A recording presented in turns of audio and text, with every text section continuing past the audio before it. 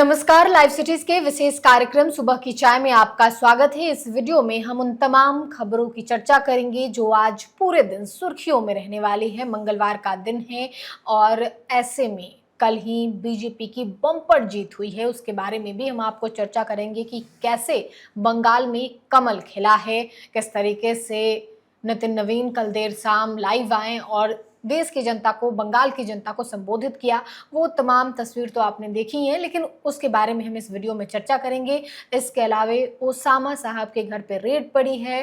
राबड़ी देवी को 15 दिनों का अल्टीमेटम दिया गया है घर खाली करने को लेकर। इसके अलावे मौसम की मार से बिहार में क्या तबाही मचा है, उसके बारे में भी आपको बताएंगे। इन तमाम विषयों पर बात करने के लिए हमारे साथ वरिष्ठ पत्रकार रवि उपाध्याय सर है। सर, सबसे पहले तो बहुत बहुत स्वागत है।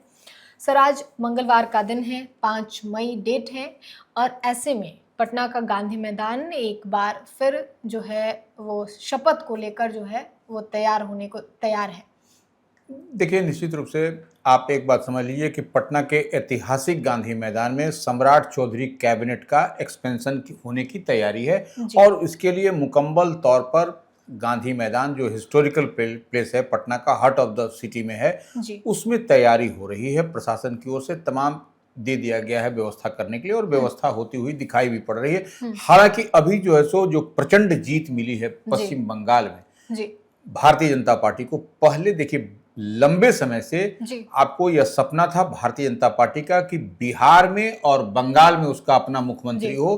तो ऐसे में आपने देखा कि सम्राट चौधरी के रूप में पहली बार भारतीय जनता पार्टी को बिहार में मुख्यमंत्री मिला और भाजपा का सपना साकार हुआ सम्राट चौधरी के बनते ही। और सम्राट चौधरी का इफेक्ट ऐसा हुआ कि बंगाल का चुनाव भी जो है सो भारतीय जनता पार्टी अपने प्रचंड बहुमत के साथ जीत करके अपनी झोली में डाल चुकी है।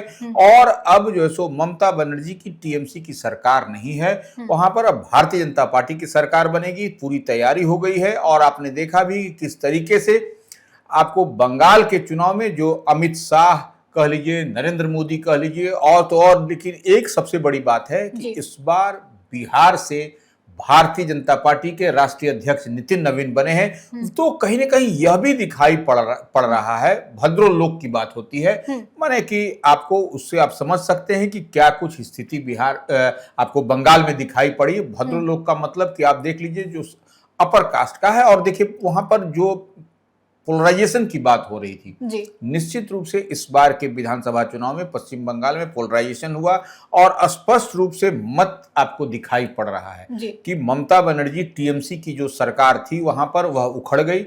आपने देखा भी कि ममता बनर्जी ने वाम दल को उखाड़ करके कांग्रेस को पछाड़ करके तमाम तरह की बात हुई और फिर वह वहां स्थापित हुई थी। लेकिन अब भारतीय जनता पार्टी ने उनको धूल चटा दिया है बंगाल में और नितिन नवीन और मंगल पांडे वहां के पश्चिम बंगाल के प्रभारी हुआ करते थे भारतीय जनता पार्टी के उन, और तो यह कॉम्बो पैक हम बार बार कहते हैं, मंगल पांडे और नितिन नवीन, दो बिहारियों ने निश्चित रूप से कमाल किया। ऐसे तो देखिए, चुनाव जब भी भारतीय जनता पार्टी लड़ती है नरेंद्र मोदी और अमित शाह ही होते हैं मेन तुरुप केक के, लेकिन वहां पर जो विसात बिछाई नितिन नवीन जो भारतीय जनता पार्टी के नए राष्ट्रीय अध्यक्ष बने हैं, युवा हैं, और मंगल पांडे जो बिहार के हैं, बड़े बिहार भाजपा के पूर्व अध्यक्ष रहे हैं, बंगाल के चुनाव प्रभारी थे, उन्होंने जो बिसात बिछाई, लंबे समय तक वह वहां पर कैंप करते रहे, टाइम टू टाइम वहां देखते रहे, एक एक चीज को मॉनिटर किया और उसका परिणाम निकल करके सामने आया कि आपने देखा कि वहां पर बंगाल में भारतीय जनता पार्टी की सरकार बनी है।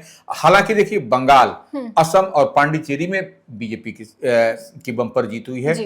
एक सीट केरलम में राष्ट्रीय जनता दल ने भी जीता है, तेजस्वी यादव की पार्टी ने जीती है। तो यह एक बड़ी उपलब्धि तेजस्वी यादव के खाते में गई है इस विधानसभा चुनाव परिणाम में। भले वो बिहार में वह चूक गए, लेकिन केरलम में जाके एक सीट राष्ट्रीय जनता दल ने जीती है, यह एक बड़ी बात है। लेकिन अब देखिए, बंगाल जीतने के बाद, असम जीतने के बाद, पांडिचेरी जीतने के बाद अब भारतीय जनता पार्टी जश्न मनाती हुई दिख रही है। सर, झालमुड़ी नरेंद्र मोदी प्रधानमंत्री जो झाल मुड़ी खाएं बंगाल में, वो भी मतलब बीते दिनों चर्चा का विषय बना ही हुआ था, आज भी चर्चा का विषय बना हुआ है। निश्चित रूप से देखिए झाल मुड़ी का इम्पैक्ट आपको दिखाई पड़ा जी सर। कि कैसे नरेंद्र मोदी एक एक चीज को बहुत बारीकी के साथ करते हैं। जब चुनाव होता है आप देखते हैं कहीं ना कहीं ऐसा कुछ करेंगे कि पूरे देश की नजर और उनकी दुनिया की नजर उन पर होती है। तो इस बार भी बंगाल चुनाव प्रचार प्रसार के दौरान वह झाल मुड़ी खाया और कहीं ना कहीं वो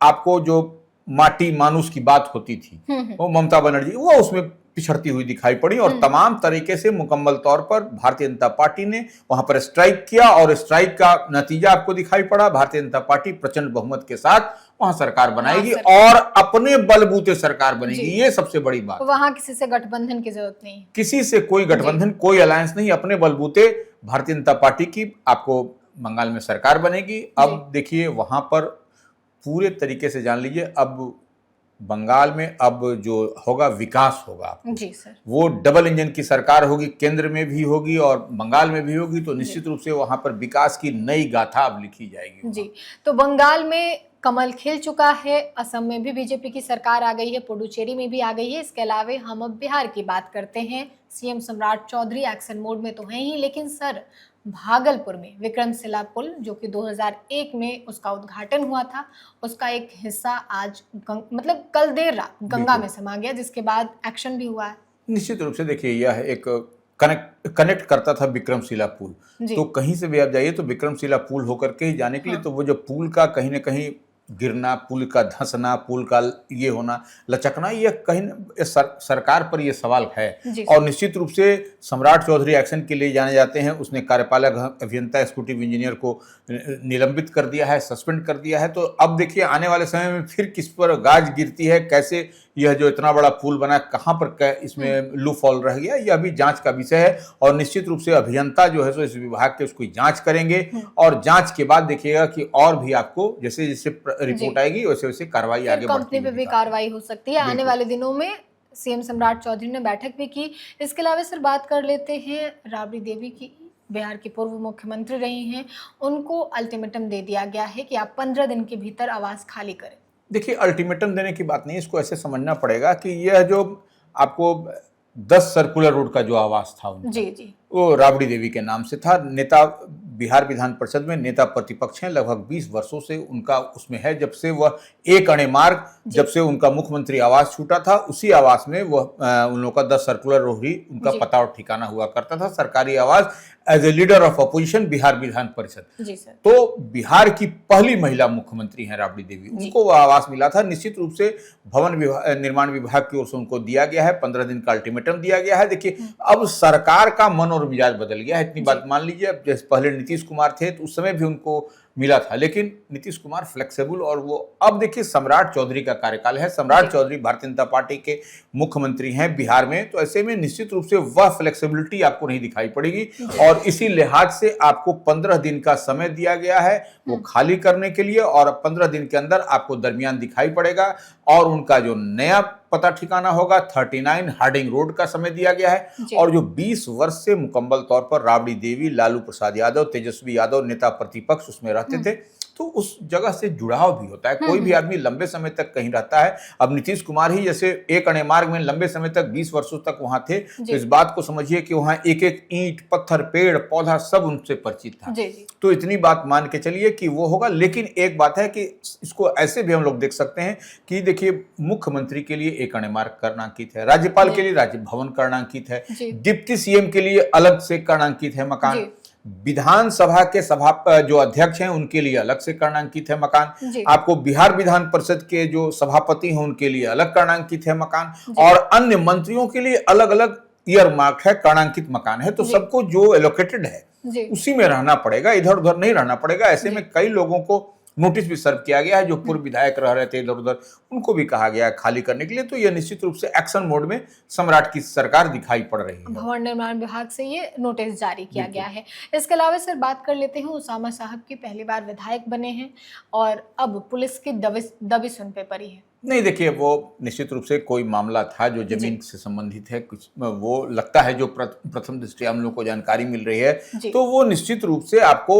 उनके घर पर छापेमारी हुई है। अब हालांकि क्या रिकवर हुआ, क्या किस लिहाज से गई थी पुलिस, यह सब बाद में ये सब खुलासा होगा। लेकिन निश्चित रूप से ओसामा साहब पहली बार विधायक बने हैं राष्ट्रीय जनता दल से, और मरहूम शहाबुद्दीन के वह पुत्र हैं। तो ऐसे में निश्चित पुलिस को भी थोड़ी दबिश का सामना करना पड़ा। पुलिस भी मुकम्मल तौर पर तैयार होकर गई थी, लेकिन इन सब के बावजूद शहाबुद्दीन के घर पर छापा मारना पुलिस के लिए कड़ी चुनौती है। चुनौती है। इसके अलावा सर बात कर लेते हैं पूर्व मुख्यमंत्री नीतीश कुमार के बेटे निशांत कुमार के बारे में। सद्भाव यात्रा पे हैं, ऐसा सभी को मालूम है।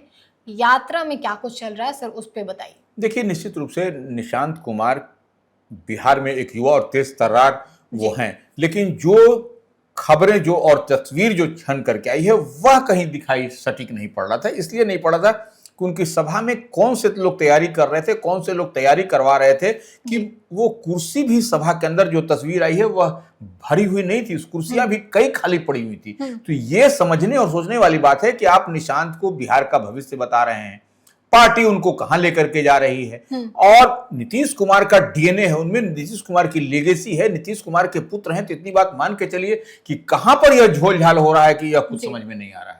जी सर, इसके अलावा सर बात कर लेते हैं मौसम के बारे में, क्योंकि बिहार में मौसम जो है वो बदला हुआ है। राजधानी पटना कल देर शाम 4 बजे अंधेरे में डूब गया था, और सीएम सम्राट चौधरी के द्वारा भी ऐलान किया गया। नहीं, देखिए, निश्चित रूप से मौसम का मिजाज तो बदला है और मौसम ने तल्ख रुख अख्तियार किया है। आप देख रहे हैं गरज के साथ छींटे, बहुत तेज 40 और 50 किलोमीटर की हवा, तेज रफ्तार से हवा चल रही थी कल, और आज भी मौसम विभाग का पूर्वानुमान है कि आपको कुछ दिन तक रहेगा। और इस बीच में आप एक बड़ी बात हुई, जो मौसम का मिजाज बदला, उसके परिणाम ये निकल करके आए कि पूर्वी चंपारण में 5, गया जी में 4, औरंगाबाद में 3 लोगों की जान, कुल मिला के इन टोटलिटी 12 की मौत हुई है।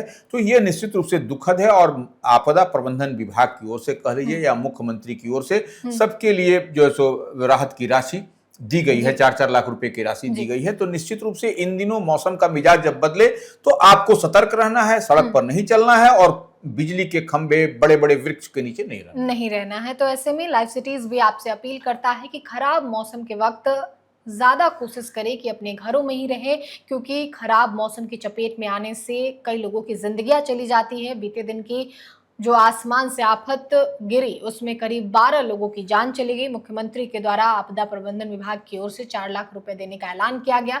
इसके अलावे शपथ ग्रहण की तस्वीर हम आपको दिखाएंगे। पटना का गांधी मैदान सज रहा है, वो तमाम तस्वीर लाइव सिटीज पे हम आपको दिखा रहे हैं। निशांत कुमार की यात्रा आगे कहाँ होगी, वहां क्या कुछ बोलेंगे, वो तमाम तस्वीर दिखाएंगे। फिलहाल के लिए इतना ही। साथ ही चैनल को सब्सक्राइब करें, फेसबुक पेज को लाइक करें। वीडियो देखने के लिए आपका धन्यवाद।